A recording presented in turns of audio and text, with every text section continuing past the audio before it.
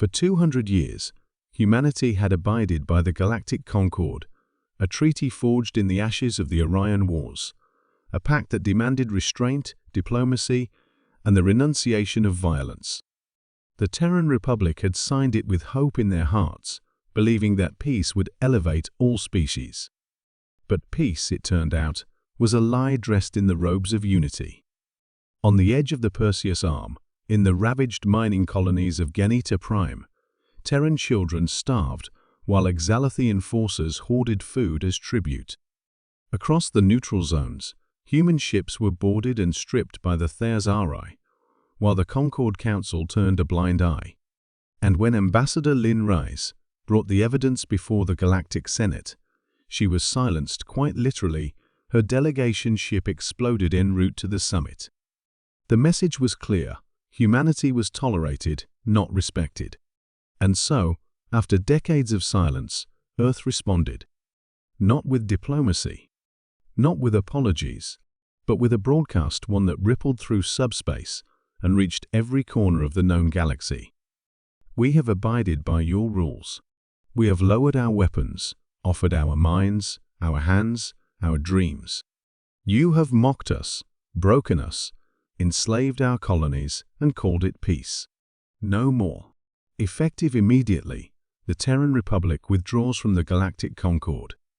We do not seek war, but we will not flee from it.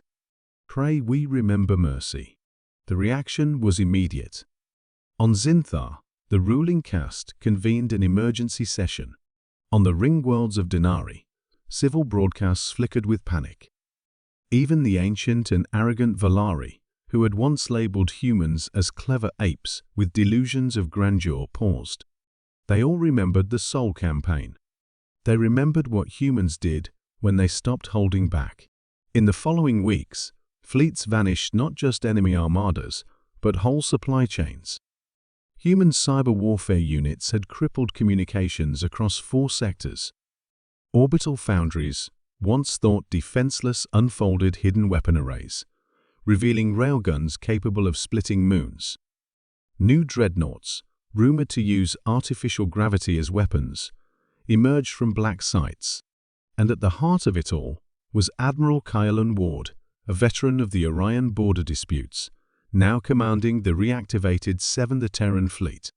Calm, precise, and utterly without forgiveness. The first strike came at Hadrith Station, a Concord military outpost that had served as a launch platform for anti-Terran raids for over a decade. The attack lasted 7 minutes. No human ships were lost. The station was reduced to ionized gas. Across the stars, humanity no longer spoke of peace. They demonstrated power. But it wasn't just the military that rose. Human diplomats, long mocked as Navy idealists, turned sharp. They offered alliances not in desperation, but in dominance. Independent species, once forced to bow to the Concord, found a new protector in Earth. Trade routes reopened under Terran escort. Medicine, food, technology all flowed from the Sol system like lifeblood. Humanity hadn't turned its back on peace. It had turned its back on submission.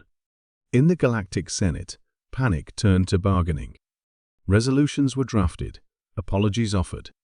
The Concord, once so smug in its supremacy, began to fracture as member species questioned their place. And as fear gave way to grudging admiration, a single truth echoed across the stars. The humans had been holding back, and now they weren't. One of the last to understand this was High Warden Velkar of the Thazari Dominion. He demanded a meeting with Admiral Ward, expecting groveling or threats. He received neither. The Admiral stood before him, in the silent black of orbit above Sarath Vey, Earth's flags, fluttering from 1,000 ships behind him. "You thought peace was weakness," Kylan said coldly.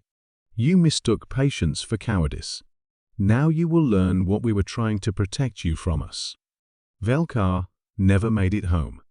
And thus, the galaxy trembled, not because humanity had declared war, but because it no longer feared it.